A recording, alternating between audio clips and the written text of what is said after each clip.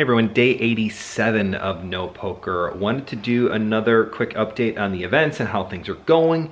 We're going to do this plug early in the vlog so that more people will hopefully catch it, because I am getting a lot of questions about when we're going to come back. I know everyone's itching to come back. We're dying to go back to work. We cannot start doing events again until we move into phase 4 of the governor's Restore Illinois plan for COVID-19. And worst case scenario, we're gonna be at like 50-person events. Best case scenario, they'll do some kind of modification for restaurants, bars, and banquet halls. That'll be a percentage of the occupancy license. We'll see kind of how that shakes out and where we go. But regardless, either way, we're gonna have at least that 50-person minimum threshold, which means we can start doing events in phase 4. The earliest the governor could move to phase 4, if all the metrics in his plans are, advisors are advising him to move forward, would be Friday, June 26th. So that is going to be our first scheduled event, will be Friday, June 26th. Hopefully that weekend will fire off. As we get closer, I'm thinking it's a hit or miss. If I had to put a line on it, I would give it like a 70-30 no. That's just my feeling. I think it'll be after 4th of July weekend, but either way, we are scheduling events starting June 26th, Friday, and moving forward from there. Same as always, Friday, Saturday, Sundays. We're gonna do some form of tournaments and cash games. They will both be short-handed, 6 to 7 players. And again, everything depends on what the governor comes out with and how things are gonna happen and what we're gonna do. But we will do whatever we need to do to make events and bring, CCG poker and charity poker back to our loyal fans. So thank you for watching.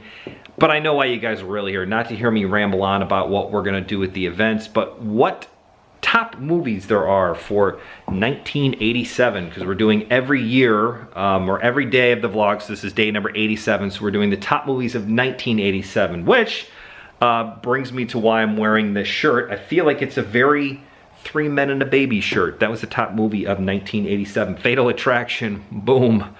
Fatal Attraction, whew, it was a good one. That was number 2, Beverly Hills Cop, really a tie for 2 and 3 in those two. Good Morning Vietnam, Robin Williams, first one. Moonstruck, Nicolas Cage makes it up there, and Cher. The Untouchables with Kevin Costner, that was a great movie. The Secret of My Success, that was the one with Michael J. Fox, where he's like the farm kid from Kansas, goes to work for his uncle as an intern, ends up taking over the whole company. I think he slept with his aunt. I loved that movie when I was a kid. Made me want to be in business. So I guess you could say CCG is definitely most influenced by a movie in the 80s would be that one, The Secret of My Success, although I did not have coitus with any of my aunts or family members in general.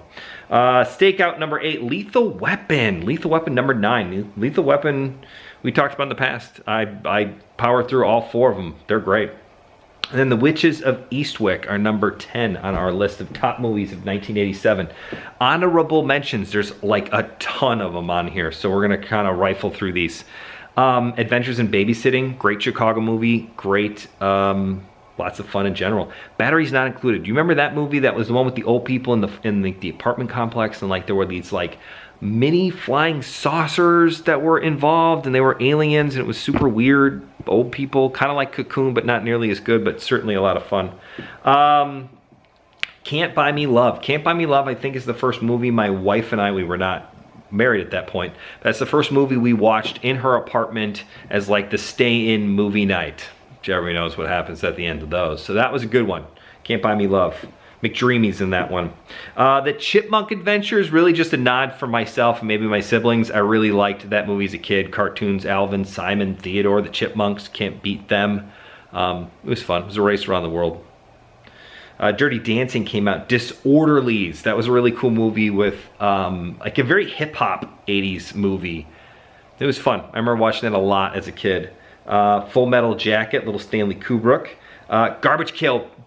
Garbage Pail Kids movie. Grossed me out then, grosses me out now. Still can't believe they sell those at Target. The Garbage Pail Kids cards. Harry and the Hendersons. Cult classic that everyone does. There's been a meme going around for Harry and the Hendersons that shows Harry and in the back of like their station wagon, where it's like when I take the wife out for, the salon after we've been in quarantine for a long time. That was a good one. Inner Space, Leonard Part 6. Do you guys remember Leonard Part 6 with Bill Cosby? He was like a secret agent and he had some really cool stuff, and then he fought some bird lady. I don't know, it was weird, but it was a good movie. Less Than Zero, it's just one of my favorite books of all time. That came out that year. Lost Boys, Mannequin, Masters of the Universe, the first live He-Man movie. That was a good one. The Monster Squad came out in 1987, so that's from my brother Bert. He was talking about it. He's like, do you remember that movie? And I was like, no. And then he made his wife watch it, and she hated it. She's like, I'm never going to get that hour and a half back. It was bad in the 80s. It was bad now, but still a lot of fun to watch. No Man's Land is an 80s classic for me. Charlie Sheen and... can't remember the other actor's name. He's a famous Chicago actor, like a very, you would recognize him, but like you wouldn't like maybe chase him down the street to talk to him. Can't think of his name. You guys let me know. Charlie Sheen, No Man's Land. They steal 1980s Porsches. It is one of my all-time favorites. Made me want to buy a Porsche. No Man's Land. I remember watching that with my family in Minnesota on vacation in summer. What else we got? No Man's Land. Over the Top. We've talked about that one before. That came out in 1987. Overboard with Kurt Russell and Goldie Hawn. Another great classic movie. I love that one. They did a remake of it. The remake was not very good. Police Academy 4. I don't know what happened to Police Academy 2 or 3. We mentioned Police Academy. That was one of the notables on Wikipedia, which is how I remember or figure out what movies came out what years. But 87, Police Academy 4, that's the one I remember the most watching as a kid. It's great. Raising Arizona, you guys remember that with Nicolas Cage? Princess Bride came out that year. RoboCop. So many movies I ran out of room. I know Spaceballs came out. That's really going to be most of what we remember, because now I'm literally trying to read the internet and talk to you guys at the same time, which is pretty tough. RoboCop. Let's see what else. Ooh, Slam Dance. You guys remember that movie? Spaceballs. I mean, I can't believe Spaceballs didn't do better in the theaters. That one was a great one. Summer School. Summer School was a good movie. Kirstie Alley. Superman 4, The Quest for... That was not a great movie. Superman 4 was not good. Teen Wolf 2. Jason Bateman did not hit his stride until much, much later in life. Teen Wolf 2 was not a great one. 3 Men and Baby. Still can't believe that was the #1 movie of the time. Or of the year, 87. Anyways, Vincent, Wolf Like a Man, Wall Street with Oliver Stone. Ooh, Wall Street? That's another good one. Michael Douglas, Charlie Sheen, Always Be Closing. Don't make me come down there and eat your lunch. A lot of good lines from Wall Street. Yeah, that's gonna be about it. 1987. Every year I talk about it, and every year it's so much fun for me personally to just go through these lists and think about them and talk about them. And I know it's mostly just me yelling out titles of movies and, hey, do you remember that one? But it's fun. It's something that makes me excited to do with you guys each and every day. It helps me fill the vlog, because it's been very difficult at times to try to remember or find something to talk about you daily. I know it's something that I said I would do, so we're gonna continue to do it, but the daily vlogs they're hard. It's much harder than I thought it would be. But I'm so happy that you guys are on this journey with me. Thank you for watching all of these vlogs, especially where I just talk about 80s titles and reminisce with myself, and hopefully you guys do it. But the comments that I'm getting from you guys about movies that I missed and movies that you guys watched as children or young adults or wherever they may have landed in your life, or watched them with, you know, early, whatever, it doesn't matter. It's pretty cool. It's cool to share those things, and I'm glad that I get to share them with you. So thank you again as always. Please hit that subscribe button if you can. Like, share, thumbs up the videos wherever you are. You have no idea how important it is for us and how much we appreciate you guys doing that. Thank you so much again.